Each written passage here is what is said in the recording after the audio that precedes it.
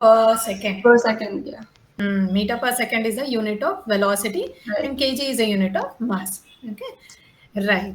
Fine. Okay, so what is the? It is notated as P is equals to m into v, just like you told. It is a product of mass and velocity.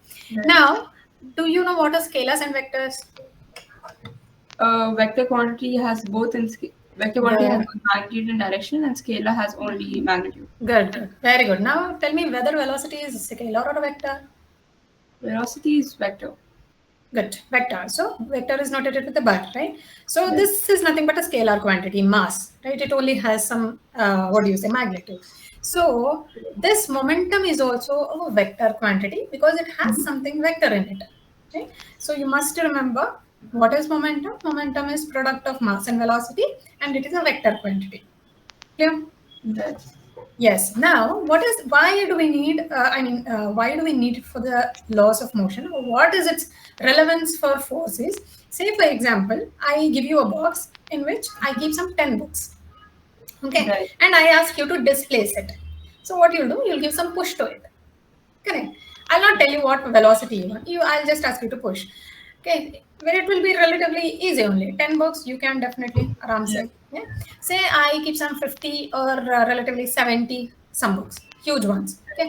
Now what happens? You will find it little hard to push. Yeah. You will have to apply a little more force when compared to earlier. Yes. Okay. Right. That means to say, if I have more mass, means I have more momentum on the body. Correct. So for more momentum, I'll have to apply more force. Right. Understood? So that's what is the relevance. The greater the momentum change required, the greater is the force needed that you must apply. Understood? So coming to your very important law, that is your Newton's What is second law. the definition of momentum? Momentum is product of mass into velocity. That's So it. that's the definition. That's it. That's it is the definition. Okay. It's only a quantity used to define how a body is moving with what mass and velocity. That's it. Got it. Okay. Right. Now, Newton's second law of motion. Now, what is the second law of motion? It's a very simple one. The rate of change of momentum of a body is directly proportional to the applied force. Now, what did I notate the momentum as P, right? P. I notated Right. momentum as P. Correct. What is it? P is equals to M into V. M into V. Correct. What do you mean by rate of change of any quantity? And the velocity changes. No, just tell me what do you mean by rate? The time it takes to change something. Good, right? With respect to time, right? Yeah. So the rate of change of The momentum change means in a I body will with respect to time. good. The change in a body. Now, what is the quantity that I'm talking about? The change is momentum. The change in momentum with respect to time. Correct. Now, your Newton's What second law does or D stand for? The D. differentiation quantity. Okay. Change, differentiation and integration, calculus part. Okay. So change in Nothing. momentum by change in time. Yes, good. Change in momentum by change in time. Okay. Got For a small change, I will notate it as D. Okay. Okay. Or in some books, you might find delta P by delta T. Right, yeah. Small change in momentum by small change in time, right? Or dP by dt is directly proportional to the applied force. This Okay. is the statement of your second law. Right. Okay, a little conception. Yeah, first law was very easy. It was only practical. Whereas here, this is also practical, but it is having a mathematical approach also. Right? Right. Now, if I have to remove this proportionality, what should I do? Add a constant. Good. Add a constant to it. Now I'll say the constant is k. Some constant. Right? Right. Now I will give this k value as 1. Why? How will we give the k values? Do you have idea? If it's like 2 dV by 2 dt, then K's value will be 2. No. 2 dp by? No. For example, if that's like 2 dP by 2 dt, then we take Mhm. K as a value, like the constant of P and T. No. Okay. No. If you have some initial and final values, then you can do it. Okay, I'll give you what is initial momentum, final momentum. Then I'll ask you to calculate the constant. You can do it. Okay, but that's not how you do it. Very simple. Now, anywhere constant values, say gravitational constant, this constant, or any constant, how they find out is, say they will take some masses, some different masses, with different velocities, they will make it to move. Hmm. Okay? And they will give different forces. Not Hmm. one, thousands together of empirical values they will do. They'll keep Right. on doing the trials. Okay. And they will make a computation properly and see what, for this to be valid, what should be the K value. Okay. Okay. For this say rate of change, I'm getting always it as 2 only. Right. 2 meter per second square. And this I'm getting it as always 2 Newton only force. Right. Then Okay, clearly so one. then definitely K will be 1, just like that. Okay, Right. so coming back to this expression, now what was P? P was nothing but M One into second. V. If dp by dt equal to 4 and kf equal to 2, then that means Mm-hmm. if f equal to 2, then that means k is 2. Come again. If dP by dp dt by dt equal to 2, equal to mm-hmm. 4, and equals force 4. is Okay. 2 Newton, Ha then ha. Q would Okay, have been then 2. K, yes, it would have been Okay. 2. Okay. Yes, experimentally they'll find out this constant values. Hmm. Fine. Now this is what did I write it here? Differentiation of the mass into velocity. That is nothing but here I wrote momentum. No, this first law is there. No, Right. momentum I substituted m into v here. Right. Right. This is equals to f I got. Yeah. Can we take Correct. v by t as Yes. acceleration? Yes, that's what we are going. Right. A mass is constant scalar quantity. I'll take it Right. out. Change in velocity by time is acceleration f. This Right. is your very famous f is equals to m into a Force equal to expression. mass into acceleration. Yes. Okay. That was what is your was your significance now. They told Hmm. if you have want to have higher acceleration, you should have higher force. Or Force. if you want to have acceleration as zero, you should have force as zero. That's it. Right. Right. Okay. So all these things, unit of force and all, it is Newton, kg meter per second square. You'll have studied in your first chapter only. Hmm. Right. So that is also it is a vector equation. Why is it a vector equation? We say, Because it doesn't need direction. huh? Vector doesn't need direction. Oh, vector needs direction. It needs Needs direction as well. direction. Yeah. Look at the terms. Momentum is a vector quantity, force is a Right. vector quantity, right? So obviously that will be a vector Yeah. equation. Yeah, right? Okay, so that is how Newton's second law links between what is a change in momentum and what is force. So you should Right. know what is momentum for that. Clear? Yes, now some of the key points is it is consistent with the first law we discussed. Right? For acceleration to be zero, force also has to be zero. It is Right. vector in nature, that also we saw. Then it is systematic application, means not that much important for you. Like it can be applied for single bodies or for rigid bodies also. Now rigid body is something which will have many particles in it. Right. Okay. This may not be of much importance. Moving to the next concept, it is impulse. Fine. Just like you studied today, you studied two important concepts. One is your inertia, and other one is your momentum. Correct. The third important new term that you'll be studying today is impulse. Right. What is impulse is it is a product of force and time duration. Very simple. What is it? It is a say impulse Im is equals to product of force and time. Right. Okay. What was momentum for me? Mass into velocity. The velocity. Yeah, okay. Now impulse is nothing but force into time. So Okay. mass into velocity Now, by time equals force. So mass into acceleration ma, equals force. sorry, come again. Mv equals ft, right? Yeah. So MP, mv what by is? mv momentum Yeah, momentum. equals ft. Mm-hmm. Why? Is impulse and momentum different? Oh, sorry. No, they are different. Okay. So you have another way of telling it is a change in momentum. You were partly correct actually, right? Okay. It is change in momentum. Now, what do you mean by change in momentum? Is say I have some body here. Okay, some Hmm. ball. Initially, it is having some mass, say m1 and velocity v1. Okay. So its momentum, I will say it as p1. Fine. Okay. Now what I do is I'll give some force to the ball. I'll make it to slide. So now it has moved from here to some other position.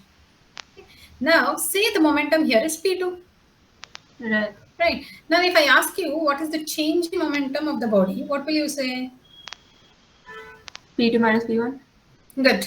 Final momentum minus initial momentum, right? Right. So your impulse can also be defined as change in momentum, that is P2 minus P1. P1. Okay. Okay, so two ways of defining it. The first one is it is equal to the product of force and time. Okay? Right. And it is also equal to the change in momentum. Okay, So this we can became very also say force into time equals P2 minus P1. Yeah, definitely you can say, right? So yeah, now that you have asked a good question for me, now what was your second law? This was dp by dt, no? Right. Say for some time duration, can I take this to the other side so it becomes dt? This is nothing but dp. Yeah. Yeah, force into time. This is my impulse. This dp is nothing but change in momentum. Right. Correct. Time is scalar, Right. no? Okay, that is what you told now, right? You can arrive this from a second law also. Fine. Right. Yes. Now this was about how we mathematically notate impulse. Okay, but where is it used? Why is it used? It is called as an impulsive force. Huh? Okay. What is this impulsive force? Is the large force acting on a body for very short time.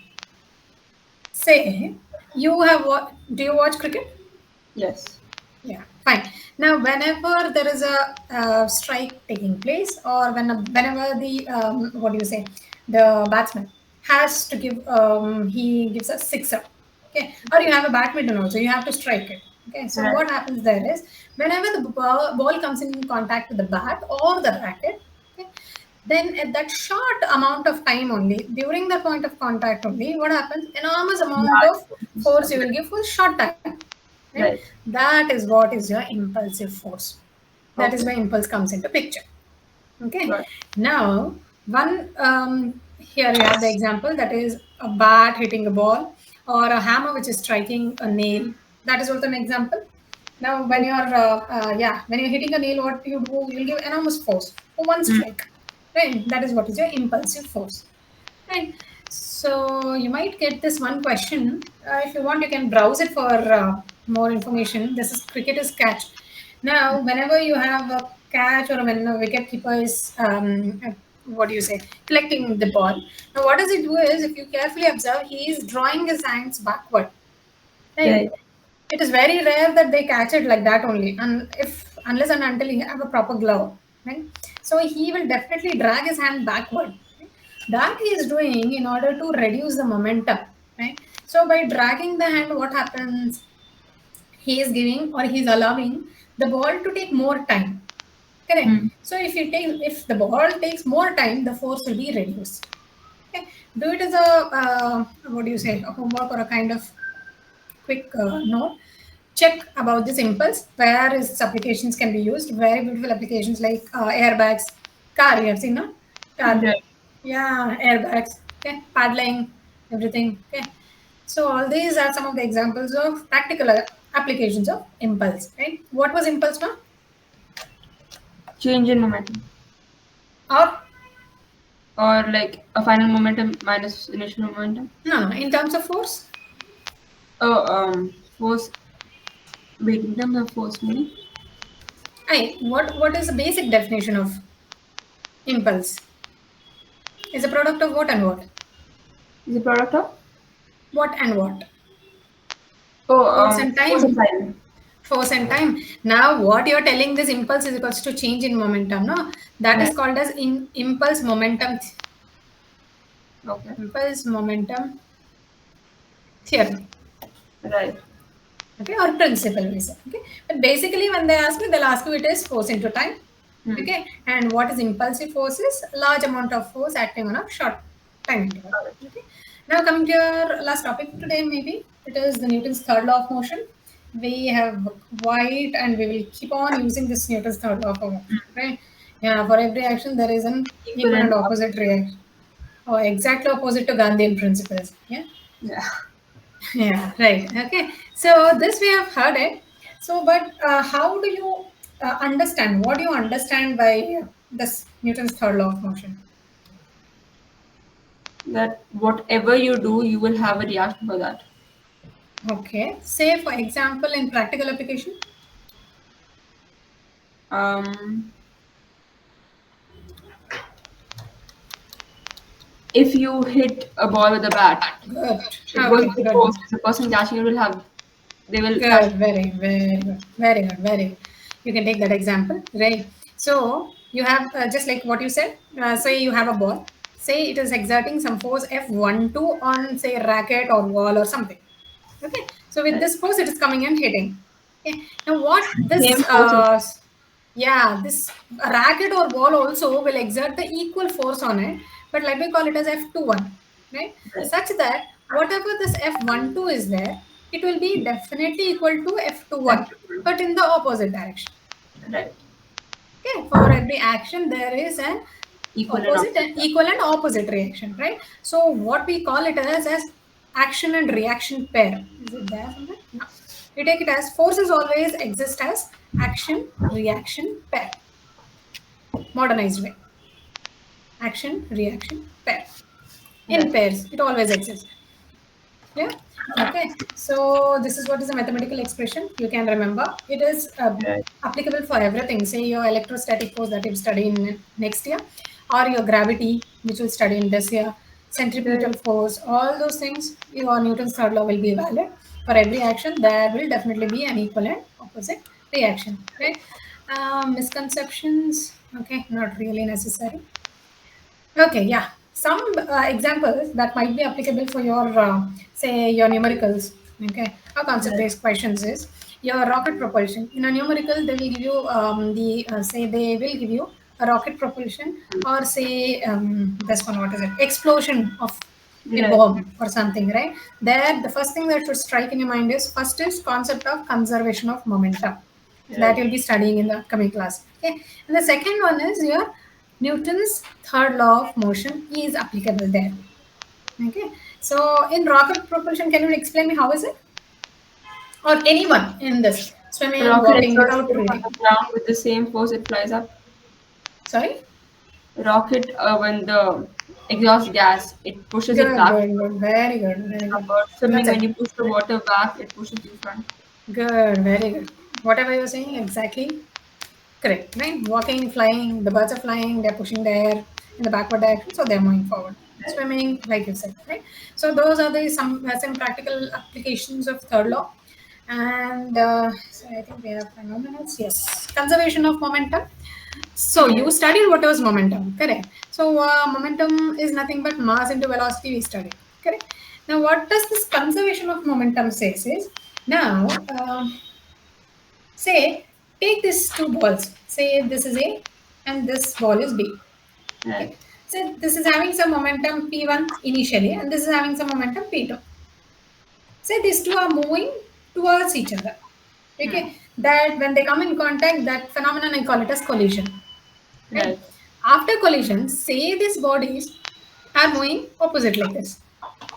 Right.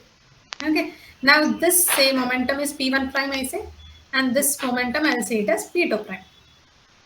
Okay. Now, what does your law of conservation of momentum says is when you have something like collision happening, the total momentum of the bodies before collision is equal to total momentum of the bodies after collision. It's not lost anywhere. Okay. Whatever momentum you are having initially, the Total same. momentum of the object before collision is equal to the total momentum after collision. Yes.